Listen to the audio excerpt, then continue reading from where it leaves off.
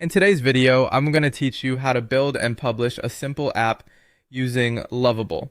We're going to walk through the full process in a clear and practical way, from the first idea all the way to getting your app live on the web.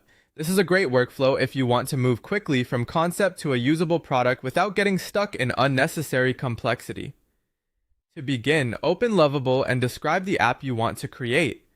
Be as specific as you can about the core function of the app so the platform has a strong starting point. For example, you might ask it to create a task tracking dashboard with status columns. The goal here is to clearly communicate what the app should do, what kind of layout you want, and the general experience users should have. A well-written prompt at the start usually gives you a much better result, so take a moment to describe the app in simple, direct language. Once the initial version is generated, the next step is to refine the design. This is where you improve the color scheme, typography, and overall visual structure by using follow-up prompts. Think of this as a conversation with the builder.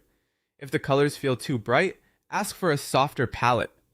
If the text is hard to scan, request clearer font hierarchy or improved spacing. You can also adjust the structure of the interface so it feels more organized and easier to use. This stage is important because even a functional app benefits from a polished and intentional design. Small visual improvements can make a big difference in how professional the final product feels.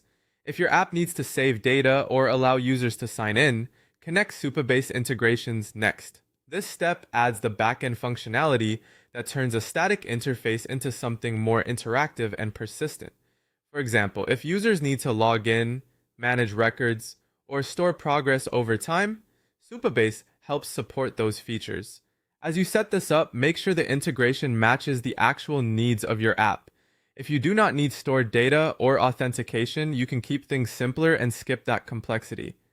After everything looks and works the way you want, click Publish to launch your live application on the web. This is the final step where your project becomes accessible online. Before publishing, it's a good idea to quickly review the layout, test the main interactions, and confirm that the design feels consistent. Once you publish, your app is live and ready to share. That's the full process. Describe your app, refine the design, connect Supabase if needed, and publish when you're ready.